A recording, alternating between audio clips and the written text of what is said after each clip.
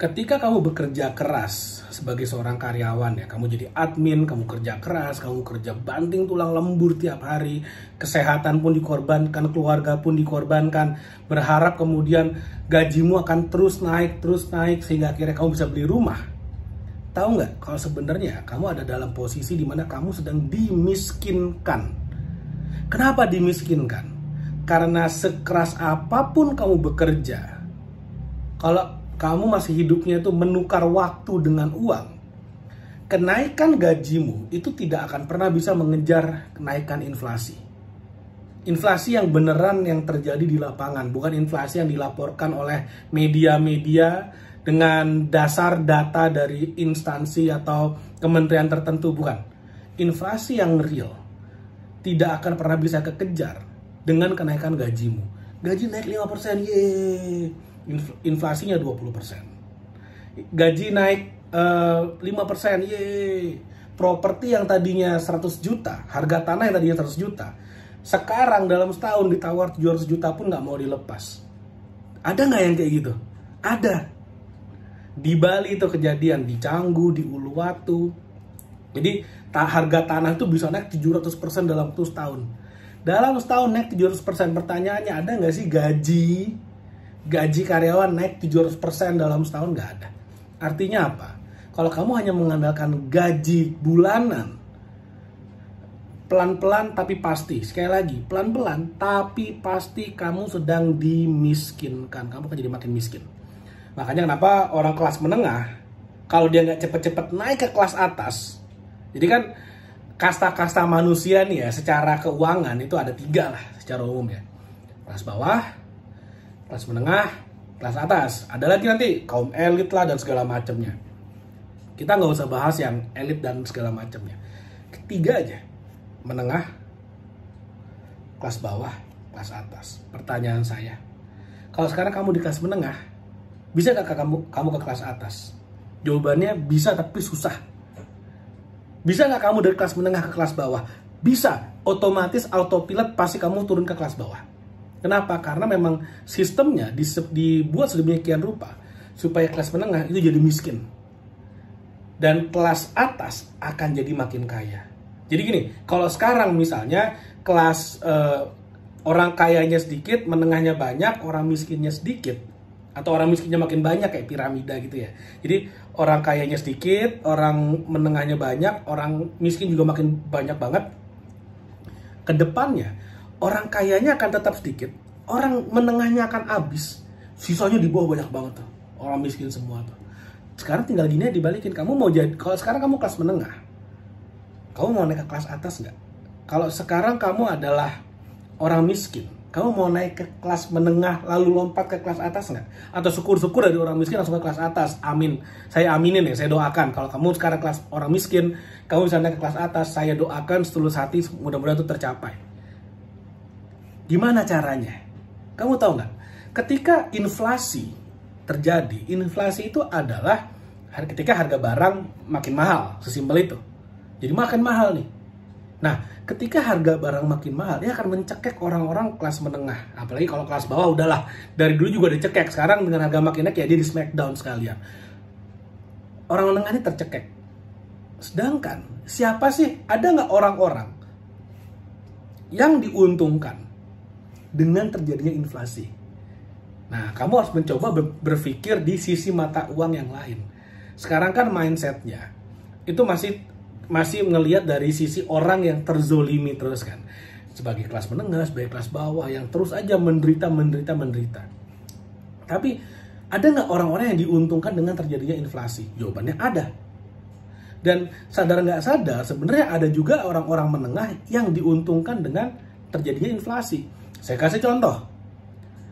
Properti saya, saya punya properti yang saya operasionalkan sebagai hotel, saya pekerjakan, saya sewakan harian sebagai hotel. Itu karena adanya inflasi, hotel-hotel saya itu ditawar mau dibeli dengan harga yang jauh lebih tinggi daripada harga ketika saya membeli, ketika saya membangun dulunya.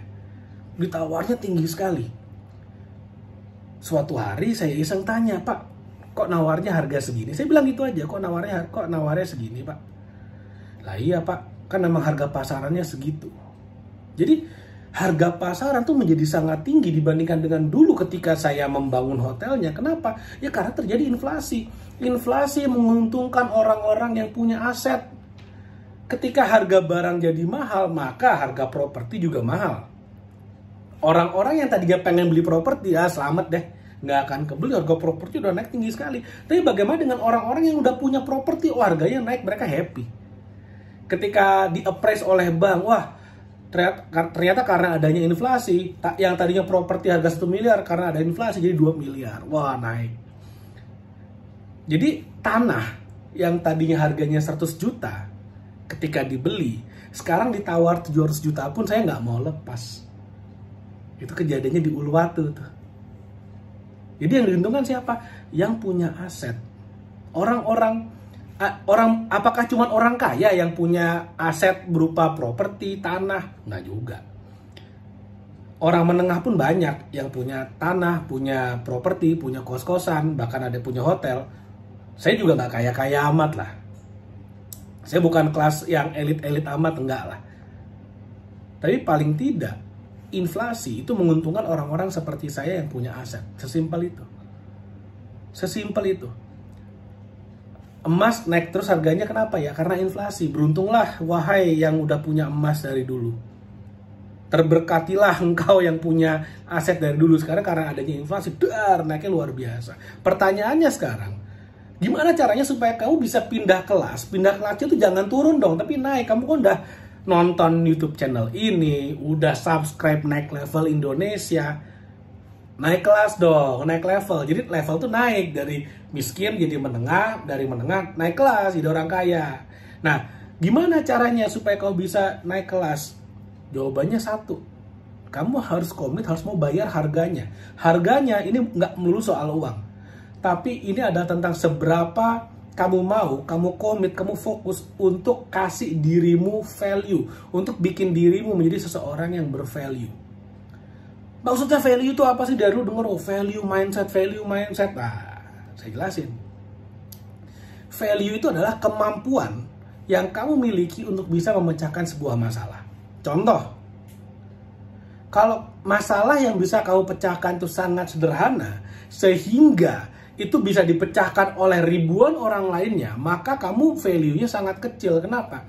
Karena ketika kamu mau menegosiasikan skillmu, mau minta naik gaji ya, bahasa gampangnya ya, kamu diganti aja sama orang lain, masih banyak kok yang mau kerja. Contoh, orang yang bukain pintu di gedung-gedung, di hotel, di restoran, orang yang bukain pintu. Apa sih problem yang mereka solve? Problem yang mereka selesaikan adalah memberikan kenyamanan kepada tamu supaya mereka nggak usah dorong pintu, buka pintu, tapi udah dibukain. Menyambut tamunya, membuat tamu merasa tersambut. Wah, terlihat sangat mulia sekali. Memang sangat penting. Kalau nggak ada itu mungkin experience-nya berkurang, apalagi untuk restoran-restoran mahal yang sekali makan bisa jutaan. Dengan tidak adanya mereka, maka restorannya mungkin below standar, di bawah standar. Tapi dengan adanya mereka, itu sangat penting sekali adanya orang yang buka pintu. Pertanyaannya, ada berapa orang di dunia ini yang bisa buka pintu? Jawabannya banyak sekali. Ada jutaan orang di dunia ini yang rela mau berdiri di belakang pintu untuk bukain tamu yang datang.